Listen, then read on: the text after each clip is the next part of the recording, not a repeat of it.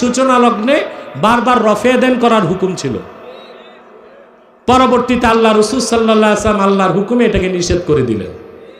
এখন আমাদের দেশে যে লামাযহাবী ভাইরা আছে, ওনারা একটা হাদিস পড়ছে আর একটা পড়ে নাই, একটা হাদিস মানে আর একটা মানেই না।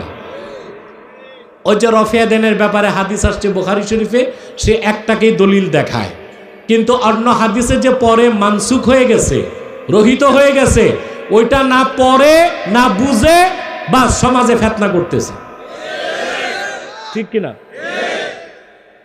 বারবার নামাজে হাত তোলার ব্যাপারে যে হাদিস, রাফুল ইয়াদাইনের ব্যাপারে হাদিস, এটা বুখারী শরীফে আছে। বর্ণনা করছেন ইবনে ওমর, হযরত ওমরের ছেলে। আর আমরা যে রফে ইয়াদাইন করি না, এটা না করার ব্যাপারে হাদিস বর্ণনা করছেন ইবনে আব্বাস। 5 নাম্বার পদ্ধতি, নামাজের যে সুন্নাতগুলো আছে, সুন্নাতগুলো আদায় করবেন, তাহলে নামাজের মধ্যে মনোযোগ বাড়ায়া দিবে কে? হাত তোলা সুন্নাত তোলেন। রফউল ইয়াদাইন যদি করেন, অভ্যাস যদি থাকে, বারবার হাত তোলা তুলেন, প্রতিবার তুললে 10টা করে সওয়াব। আমিন বলবেন, যে মসজিদে জোরে জোরে বলেন, আস্তে তো আস্তে বলেন, কিন্তু বললেন, বলার দরকার আছে না নাই? বিশ্বনবী বললেন, ইদা আম্মানাল ইমাম আমিনু, ইমাম যখন আমিন বলে তোমরাও আমিন বলো, কারণ তোমরাও যখন আমিন বলো ফেরেশতারাও আমিন বলে। তোমাদের আমিন ফেরেশতাদের আমিন যখন মিলে যায়, তোমাদের জীবনের সব গুনাহ মাফ করে দেয় কে? এজন্য আমিন জোরে কোন বাস্তে কোন বলবেন, এটা ছাড়বেন না। তাশাহুদের মধ্যে আঙ্গুল তুলবেন, হয় নাড়াবেন নয় তুলে রাখবেন, এটা সুন্নাহ।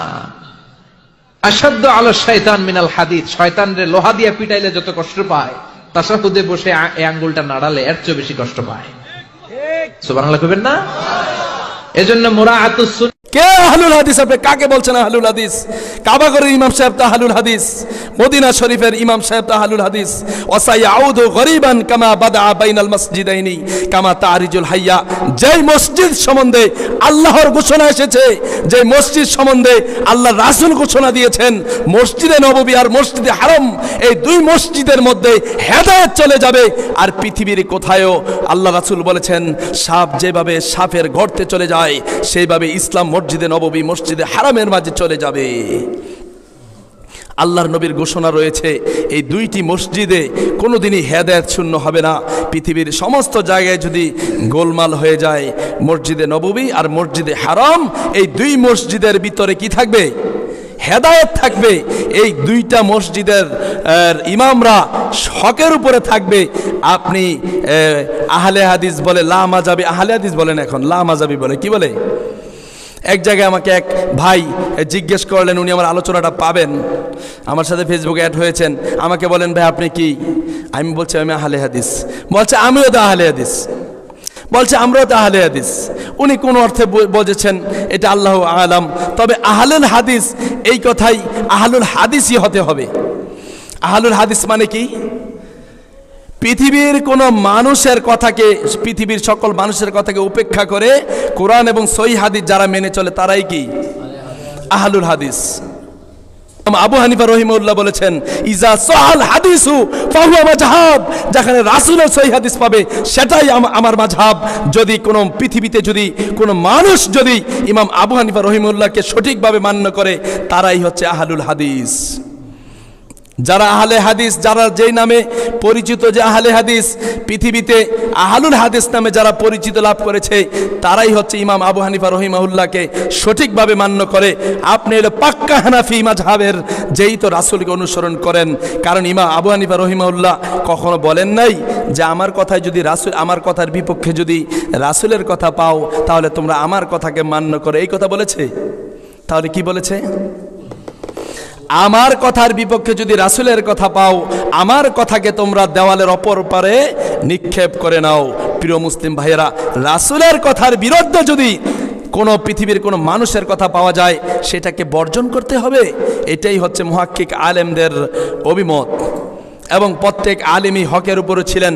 সবার অভিমত এটাই ছিল, আমার কথার পরে যদি রাসূলের কথা পাও, তাহলে আমার কথাকে তোমরা ছেড়ে দাও। আল্লাহ সুবহানাহু ওয়া তাআলা সূরা নিসার 59 নম্বর আয়াতে আল্লাহ বলছেন, ইয়া আইয়ুহাল্লাযীনা আমানু, হে বিশ্বাসীগণ, হে ঈমানদারগণ, আতিউল্লাহ, তোমরা আল্লাহর আনুগত্য করো, ওয়া আতিউর রাসূলা, তোমরা তার রাসূলের অনুসরণ করো, ওয়া উলিল আমরি মিনকুম, ওয়া উলিল আমরি মিনকুম, এবং উলিল আমর যারা আছে তোমরা তাদের অনুসরণ করো। ফাইন তানা আজাতুম ফি শাইইন, উলিল আমর এইটুকু বলে যদি ক্ষান্ত থাকতেন তাহলে আপনি যেই কোনো বড় হুজুরকে মেনে নিলেই চলতো, কিন্তু আল্লাহ এতটুকু বলে ক্ষান্ত থাকেন নাই। আল্লাহ বলছেন ওয়া উলিল আমরি মিনকুম ফাইন তানা আজাতুম ফি শাইইন ফারুদ্দুহু ইলাল্লাহি ওয়া রাসূলিহি, যে আল্লাহ এর বিপক্ষে যদি তোমরা দেখতে পাও বড়গোয়ালি মসজিদের ইমাম সাহেব এক কথা বলে, দড়িগোয়ালি মসজিদের ইমাম সাহেব এক কথা বলে, জুরানপুর মসজিদের ইমাম সাহেব এক কথা বলে, যদি তোমরা দেখতে পাও ওয়া উলিল আমরি মিনকুম ফাইন তানাআযাতুম ফি শাইইন ফারুদ্দুহু ইলাল্লাহি ওয়া রাসূলিহি, তখন তোমরা সেই কথাটাকে আল্লাহ এবং তার রাসূলের দিকেই পাঠিয়ে দাও। কথা কে বলেছেন? আল্লাহ বলেছেন। কোথায় বলেছেন? সূরা নিসায় বলেছেন। কত নম্বর আয়াতে বলেছেন? 59 নম্বর আয়াতে বলেছেন। প্রিয় মুসলিম ভাইয়েরা, আপনাদের কি কষ্ট হচ্ছে? কথাগুলো আপনারা বুঝতে হবে, কথাগুলো মাথায় ঢুকাতে হবে।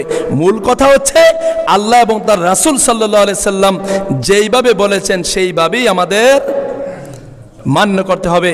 আখলিজ দীনাকা ইয়াকফিকাল আমালুল কলিল, অল্প আমলেই তোমার জন্য যথেষ্ট হয়ে যাবে যদি তোমার ঈমানটা খাঁটি হয়। প্রকৃত আহলে হাদিস, আল্লামা দেলাওয়ার হোসেন সাইদি বলেছেন, প্রকৃত আহলে হাদিস হচ্ছে তারাই। আল্লামা দেলাওয়ার সাইদি বলেছেন যারা আল্লামা দেলাওয়ার সাইদি সুন্দরভাবে বলেছেন যারা আহলে হাদিস তারা আমাদের মতোই ভাই, তারা কোরআন এবং হাদিসের বাহিরে একটা কথাও বলেন নাই। ইউটিউব সার্চ করে দেখেন। ইদানিং এসে আল্লামা মামুনুল হক বলছেন যারা রফুল ঈদান করে, যারা আমিন বলে, যারা সূরা ফাতিহা ইমামের পিছনে পড়ে, তারা হানাফিত্ব তাদের ছুটে যাবে না। বুখারী শরীফ লেখছে কে জানেননি?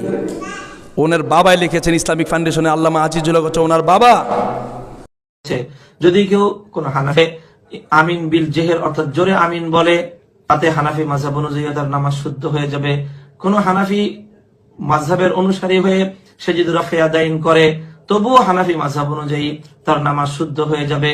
কেউ যদি হানাফি মাযহাব অনুযায়ী সে তাওয়াররুক করে, সে বসার মধ্যে যদি সে অন্যভাবে বসার যেই কাইফিয়ত রয়েছে, কুউদের সময় যেটি নিতম্বের উপর বসা হয় দুই পা বের করে দিয়ে, সেটি বসলে হানাফি মাযহাব অনুযায়ী নামাজ অশুদ্ধ হওয়ার কিছু নেই।